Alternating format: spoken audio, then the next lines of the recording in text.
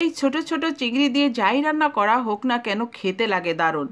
এই চিংড়ি বাটা সবার যেমন অনেক পছন্দের একটি খাবার, আবার অন্য দিক দিয়ে এই চিংড়ি দিয়ে শাক সবজি যাই রান্না করা হোক না কেন সেটার স্বাদ বেড়ে যায় দ্বিগুণ।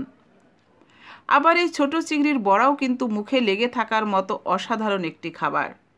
এই ছোট চিংড়িগুলো অনেকটা আলুর মতো। আলু যেমন সব তরকারির সাথে নিজেকে মানিয়ে নেয়, ঠিক এই ছোট চিংড়িগুলো অনেকটা সেই রকম। যাই হোক, আজ আমি কোনো বাটাবাটির ঝামেলায় যাব না। আজ আমি এই ছোট চিংড়ির এমন একটা রেসিপি শেয়ার করব যেটার স্বাদও কিন্তু অসাধারণ।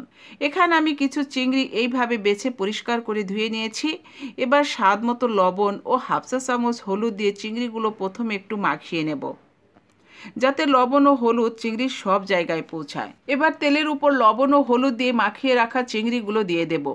এখন চিংড়িগুলো তেলের উপর কিছুক্ষণ ভেজে নেব। চিংড়িগুলো যখন এইরকম ভাজা হয়ে আসবে তখন এর ভিতরে দিয়ে দেব কিছুটা পেঁয়াজ কুচি, দেব কয়েকটা কাঁচামরিচের ফালি। ঝাল বেশি খেতে চাইলে কাঁচামরিচ আরও কয়েকটা বাড়িয়ে দেওয়া যাবে। পেঁয়াজ দেওয়ার কারণে এই পর্যায়ে আরও একটু লবণ এবং একটু হলুদ দিয়ে দিচ্ছি। এবার অল্প একটু পানি দিয়ে সব কিছু একটু সেদ্ধ করে নেব। এখন পানিটা শুকিয়ে নেওয়ার পালা।